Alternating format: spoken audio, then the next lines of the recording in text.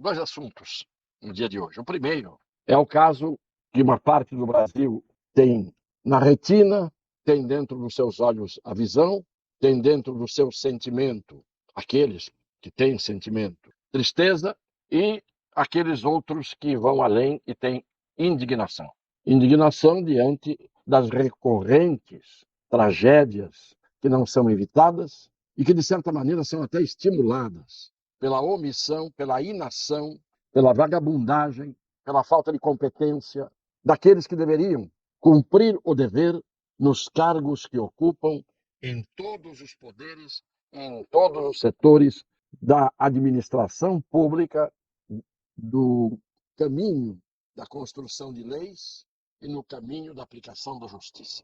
Isto vale para uma grande parte desses omissos e isto deixa espaço sempre para as honrosas exceções.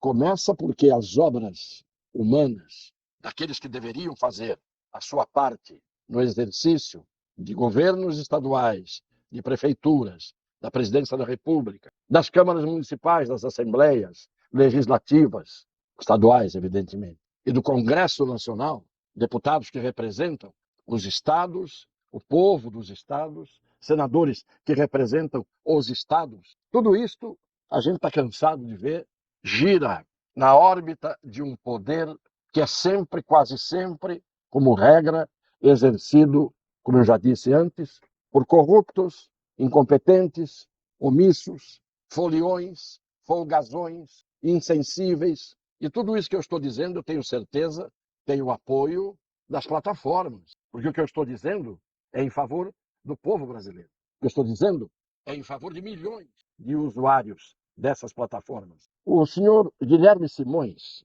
que é secretário nacional para políticas para regiões periféricas, olha o nome longo, disse que houve alerta, alarme, aviso de que haveria chuva forte, tempestades, raios, nesses dias em que ocorreram as tragédias setorizadas, mas, no geral, a tragédia do litoral paulista. Eu já disse aqui que, mesmo sem aviso, todo mundo sabe que o litoral paulista é uma das regiões onde mais chove no mundo, segunda região onde mais chove no mundo. Então, não pode se ter dúvida a respeito de que o previsível tem que ser previsto. E não apenas a chuva, os raios, que também matam, que também fazem estragos, que fazem entrar em colapso o sistema de energia elétrica.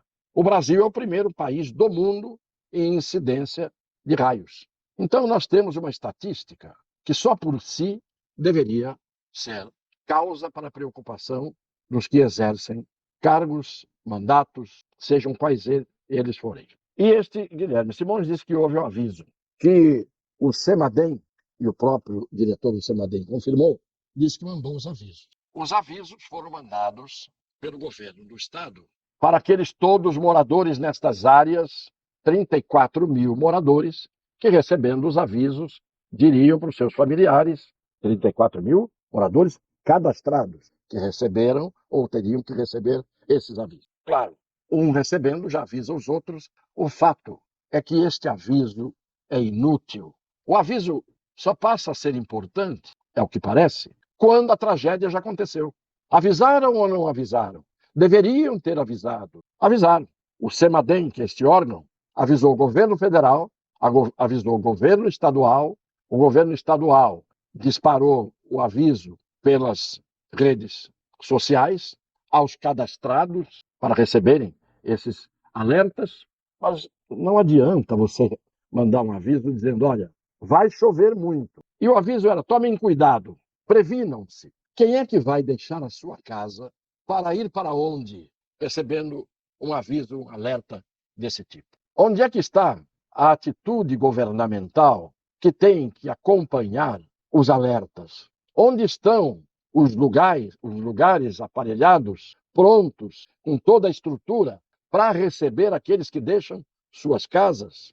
Casas que muitas vezes são tudo o que o indivíduo conseguiu na vida juntar ali para de uma hora para outra perder tudo. Onde que estão os equipamentos, os lugares já disponíveis para abrigar as pessoas. E estou falando daqueles que ocupam áreas de risco.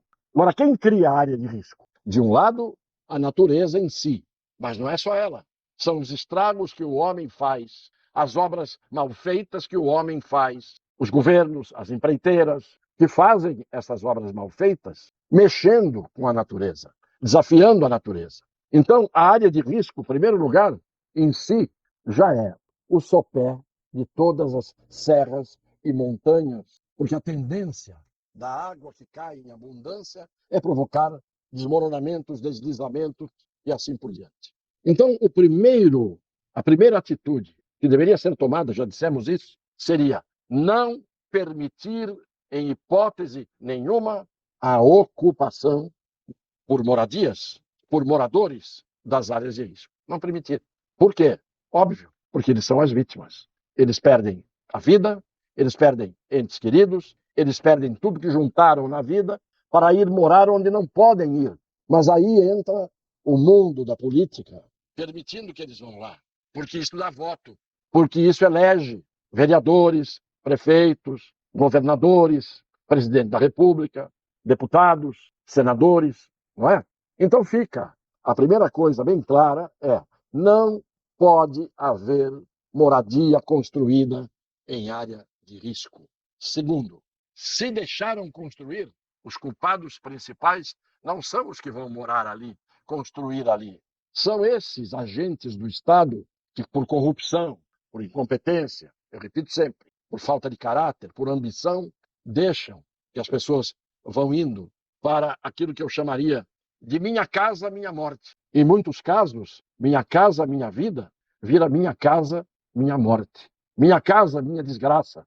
E é isso o que acaba acontecendo. Aí, depois que tudo está construído num lugar em que não é possível construir, a pergunta que se faz é: por que não desocupam? A pergunta não é essa.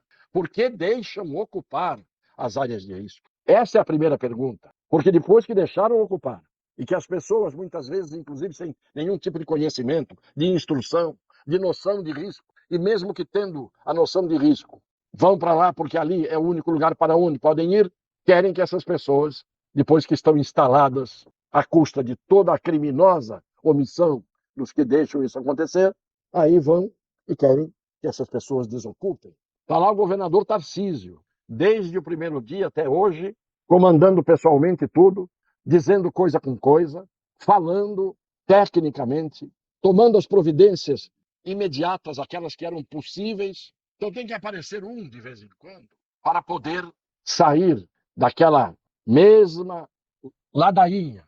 Não é apenas um prestador de solidariedade. Nós vimos hoje oficiais da Marinha, vimos hoje oficiais do Exército, da Polícia Militar, dos bombeiros, todos emocionados, seres que estão nas suas funções e que sentem o drama ao qual estão acostumados por profissão, mas sentem e choram. Agora, quem se mexe? Quem se mexeu? Há uma coisa, antes do próximo assunto. Criou o governo atual, federal, uma comissão para tratar de diminuir os discursos de ódio. Entre os membros da comissão, Manuela Dávila e Felipe Neto. Discurseiros de ódio há bastante tempo. O que esse grupo de trabalho, esta comissão, vai resolver? Aperfeiçoar, provavelmente, o discurso de ódio. Estimular o discurso de ódio. Porque ao discurso de ódio de um lado, responde o discurso de ódio do outro lado, e continuamos divididos pelos que odeiam, pelos radicais, pelos extremistas, quando a grande maioria do povo, do povo gente, ajudando as vítimas, sendo solidário com esse povo, com os sofridos. Esses são a maioria do povo brasileiro. Mas a maioria não manda, não apita. Quem manda e apita é o sistema. E são os submissos ao sistema. E são os comandantes e os queridinhos do sistema. São esses. Eu quero terminar dizendo que hoje o Barroso, mais uma vez, está lá em Paris. Eu queria saber quantas viagens internacionais fazem esses ministros, passam mais tempo fora, parlapatando, do que cumprindo os seus deveres. Ele foi à conferência da Unesco, que trata da regulação das redes sociais. É para se ter ali um grande debate, uma junção de esforço, de pessoas de boa vontade, que possam ajudar a resolver, porque a desinformação, a mentira, o fake news, o parti-pris, o facciosismo não é exclusividade de alguns radicais que atuam nas redes sociais. A mídia tradicional, a mídia oficial, a mídia de rádio, televisão, jornais, revistas, essa mídia também mente, também espanca a verdade, também engana, com as exceções de sempre. Não são só as pessoas que estão lá na internet falando, e muitas são úteis, e muitas estão dizendo coisas para o bem geral. Pois bem, o senhor Barroso foi lá. Mais uma tertúlia no exterior, em Paris. Queria ver se fosse em Biafra, e a ONU tinha que começar a promover essas conferências, esses encontros. Em Biafra, no Burundi, em países pobres, em países em que há ditadura explícita, para que todo mundo sentisse e visse a realidade como ela é. Mas não, é em Paris. Pois o senhor Barroso, contrariando a ideia de aproximação da Unesco, da ONU, disse que o jeito de resolver o problema das mídias é um jeito que tem 3 maneiras de se fazer. Primeiro, as próprias plataformas se encarregam de cortar aquilo que elas acham que está fora da política de uso. A plataforma é o primeiro censor que está com as orelhas quentes daqueles que vão em cima delas e as ameaçam, principalmente quando são de órgãos de cúpula do Poder Judiciário. Aí as plataformas, evidentemente, ficam com a espada na cabeça. A segunda maneira, disse o libertário Barroso, é notificação privada. Então, ou a plataforma que tira um conteúdo que ela acha que não está certo politicamente, ou ela faz uma notificação e te avisa, olha, vou te tirar do ar para sempre, se você publicar mais uma vez isso que é contra a política de uso. E, finalmente, a ordem judicial. Nós já conhecemos que tipo de ordem judicial está vigorando no Brasil.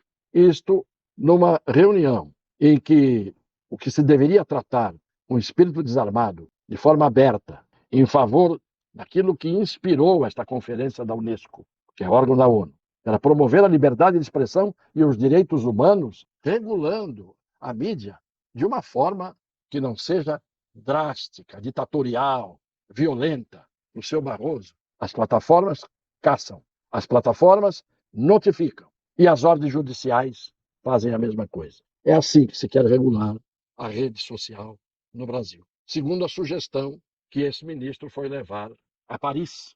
Enquanto a gente fala disso, enquanto as tragédias aconteciam e acontecem, eu já coloquei ontem no título e hoje de novo, há os foliões que estão exercendo o seu sagrado direito de se esbaldar, uma expressão que me ocorreu agora, se esbaldar, se extasiar, foliões sambando no pé, aos trancos e barrancos para uns, como nós vamos ver agora, nessas imagens em que aparece como foliões o atual ministro da Justiça, Flávio Dino, saltitando como um canguru em cima de um trio elétrico. Os senhores devem estar vendo isso. E Dona Janja, senhora Janja, excelentíssima senhora, primeira-dama atual do Brasil. Também, com todas as tragédias acontecendo, lá estava ela, nos seus movimentos harmônicos. É isso.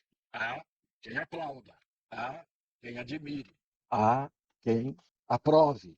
Eu, tristemente, continuo, como muitos, a grande maioria, lamentando a tragédia e sabendo que ela vai se repetir enquanto nós tivermos pessoas que, ao invés de se preocupar com a dor alheia, esbaldam-se sambando no pé.